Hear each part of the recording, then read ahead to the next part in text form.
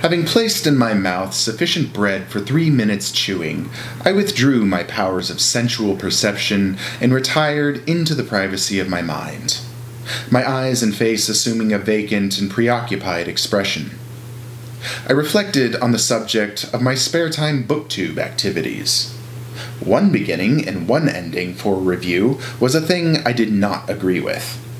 A good review may have 3 openings, entirely dissimilar and interrelated only in the prescience of the booktuber, or, for that matter, 100 times as many endings. Hello again. Crap. Calm down. This time, it's actually kind of appropriate. What's appropriate? This, the whole talking to yourself thing. Because the book's very meta, and there's lots of layers, and stories within stories, metafictional self-awareness, whatnot. Though I do agree that this book definitely indulges more in the postmodern tropes of pastiche and parody than metafictional self-awareness. People don't actually like metafiction. Like, sure, it's titillating at first, but, then someone like John Barth comes along and overdoes it, and it just ends up dizzying and nauseous. Hey, did you ever end up having any opinions that weren't David Foster Wallace's, or did you pick a bandana for a personality at age 21 and just stick with that? The general conceit of this book is that, you are ostensibly holding a journal of kind of half-finished novels and parodies and concepts that are kind of strung together by the narrator. To be fair, you have to have an extremely high IQ to understand At Swim Two Birds. The humor is extremely subtle, and without a solid grasp of postmodern literature and Gaelic myth, most of the jokes will go over a typical reader's head. You've got, kind of on the top level, this unnamed narrator who resembles Flann O Brien a lot in his college-aged years, and he's writing these biographical reminiscences, which are essentially kind of journal entries or gathering of notes on characters or critiques he's gotten back from his friends about the novel that he's trying to write. There's also Orlick Trellis's nihilistic outlook, which is deftly woven into his characterization.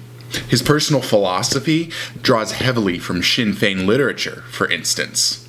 In this narrator's novel that he's writing within this book concerns a writer, named Dermot Trellis.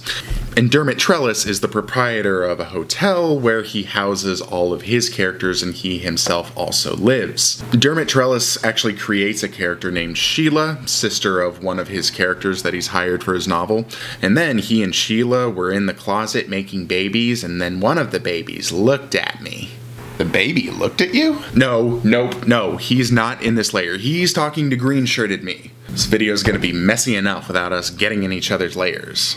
The fans understand this stuff. They have the intellectual capacity to truly appreciate the depths of these jokes, to realize they're not just funny. They say something deep about life. But that's kind of how it is in this book, right? It's a little chaotic. Distinctions get crossed. I'm constantly misremembering who belongs in what layer, and then sometimes the characters are climbing up or falling down through different realms. So you end up kind of constantly seeing the second face of the character, or the who they are behind who you know them as. As a consequence, people who dislike At Swim Two Birds truly are idiots. Of course they wouldn't appreciate, for instance, the humor in the uncle's existential catchphrase, "You open your granny," which itself is a cryptic reference to Jonathan Swift's A Modest Proposal. I think one of the things that really impressed me about this book was how good of a parody O'Brien was at producing a certain kind of amateurishness, right? Like, it's the amateurishness of a college writer. Full of high sentence, but a bit obtuse, that kind of thing. So it's mixed in with, an obvious talent, but even, the particular tone of the biographical reminiscences sounds like a young student who's full of pretense, it's a really, really smart student who's trying to convince you that he's smart, and that's literally all just kind of captured in the voice. I'm smirking right now, just imagining one of these addle-pated simpletons scratching their heads in confusion as Flann O Brien's genius wit unfolds itself on their Kindle screens. What fools. How I pity them.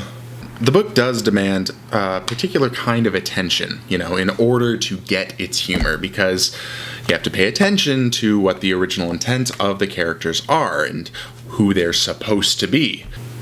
And yes, by the way, I do have a Flann O Brien tattoo.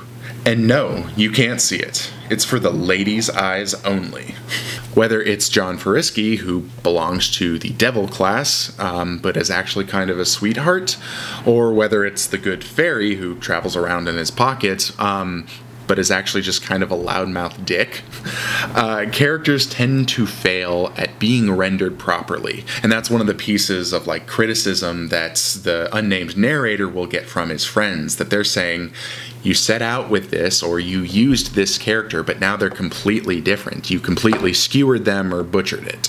And even then, they have to demonstrate that they were within 5 books of how many I've read this year, preferably lower, beforehand. Nothing personal, kid. There's obviously some kind of joke I'm not in on. Of course, that's only natural. What is that supposed to mean? Nothing. Jeez, not everything is a personal attack. Like the myth stuff, especially the first Finn McCool scene, the introduction. I must have read the first 20 pages 5 times over the last decade before I finally punched through this time. And I'm reading it and just thinking, is this supposed to be funny? Were Irish college students just pissing themselves at this kind of humor? What am I missing? Right. And that's definitely something I really had to kind of get used to tracking throughout the first, 120 pages. But I got used to it as the book, went along. Now, I just have to admit, I was at swimming against the 2 birds for the first 120 pages or so. Not funny! I deserve that. But at the same time, I feel like there's this joke that I'm definitely intimately in on, right? Which is the fact that this is a novel that is fundamentally about, or fundamentally is, an unfinished novel. A series of unfinished novels. And, that's sort of the journey that I'm going through right now. That I've got an unfinished novel. I have a series of unfinished novels. Are you even listening to me?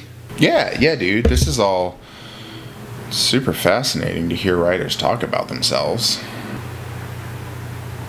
Dermot Trellis, remember this is the protagonist of the protagonist's novel, is a writer who sleeps more than he writes. And when he sleeps, his characters have a mind and will of their own. And so they take to dosing or drugging him, and he ends up sleeping for most of the day. I think it's 20 hours a day is what the novel says. And the fact that Dermot sleeps all day is itself kind of an echo in sort of the upper layer of the unnamed protagonist's biographical reminiscences, where his uncle is kind of constantly, belittling him and saying, you must be sleeping all day, you must be lazy, and all this stuff. And so that's something that, in turn, he casts onto the protagonist writer of his novel.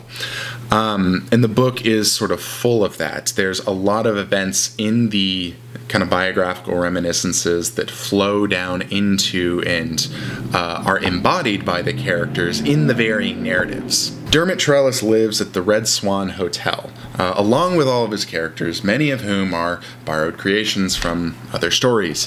And one of them is, as I mentioned, his son, named Orlick, that he made with Sheila Lamont. And a lot of what the Red Swan Hotel characters kind of end up doing is they end up telling stories amongst themselves.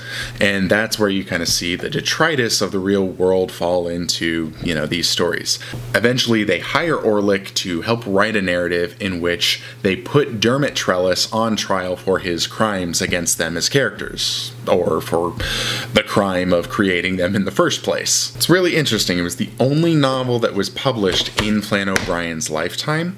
And it's a very self-effacing one at that. It's making a lot of fun of writers and the writerly pursuit. The whole tone of it and, you know, kind of the attendant self-deprecation against writers maybe explains why he never published more in his lifetime. Literature for O'Brien is a hobby, an experiment, you know, a journey without a destination. But I will say, thank God we got the posthumous ones because, I don't know, they're kind of better. That's how they show their respect for